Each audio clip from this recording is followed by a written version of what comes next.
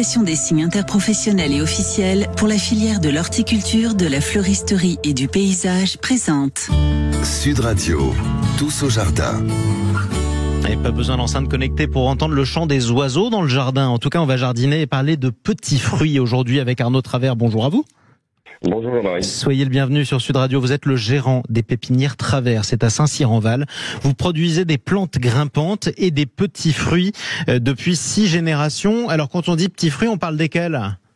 Alors les petits fruits, contrairement aux arbres fruitiers qui ont un tronc qui pousse à plus de 2 mètres de haut, on connaît les pommiers létriers. Un petit fruit, lui, qu'on appelle aussi petit fruitier ou arbuste fruitier, c'est plutôt un arbuste, alors non gélique, qui est de taille assez basse, en général en forme de boule, on va dire, qui fait 1 mètre, 1 mètre 50 de hauteur, et qui donne des petits fruits, évidemment, des fruits qui sont plus petits que donc, les pommes dont on a parlé, Ouais. ou comme des baies, et qui font que c'est comestible, bien sûr. Donc ça concerne par exemple, j'imagine, les framboises, les groseilles, les fraises, c'est ça ? Alors, les principaux, oui, c'est ça, c'est les cassis. Les cassis, on ne connaît pas forcément le goût du cassis mûr que l'on récolte tout frais. C'est vraiment un régal, c'est pas du tout acide, c'est vraiment un parfum qui est très bon.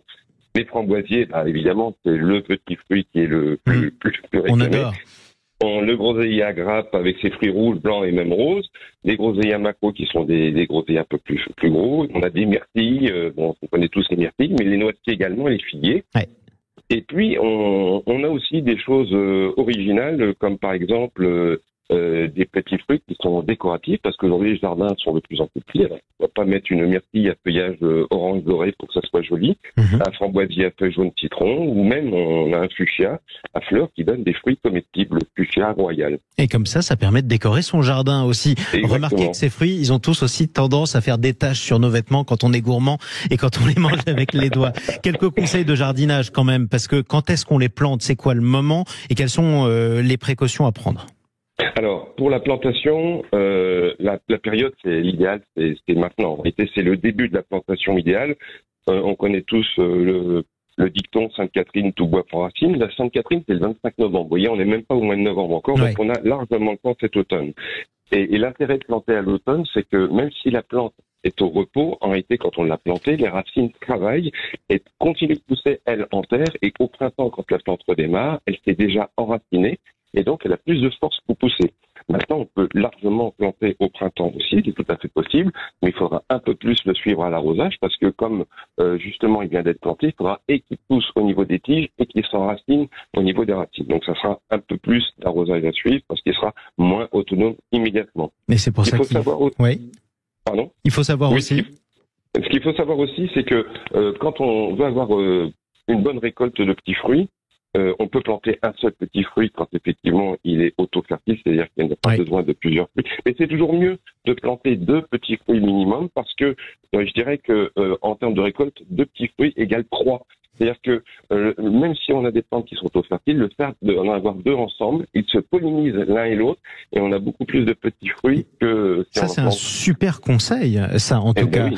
La fertilité et le rendement, du coup, que ça nous donne. Dernière question, c'est quoi les labels qui existent aujourd'hui pour ces petits fruits et quelle est l'importance de ces labels ?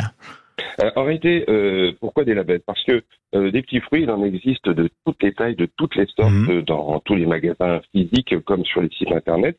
Et je comprends qu'un jardinier amateur peut être parfois un peu perdu dans cette offre. Voilà. Et donc, en France, nous avons 3 types de labels. Un label d'origine qui s'appelle Fleur de France, qui assure que la plante est cultivée en France. Donc ça, c'est important, soyons un peu patriotiques. Et il y a un deuxième type de label qui précise la façon dont l'arbuste fruitier a été cultivé chez le pépiniériste. Donc, on a le label Plante Bleue qui assure une production raisonnée. Puis, on connaît aussi le label Bio. Ça, j'ai pas besoin d'expliquer, tout le monde connaît. Et puis, on a un 3e type de label qui est en projet, celui-là, qui est le label rouge pour les framboisiers, pour commencer.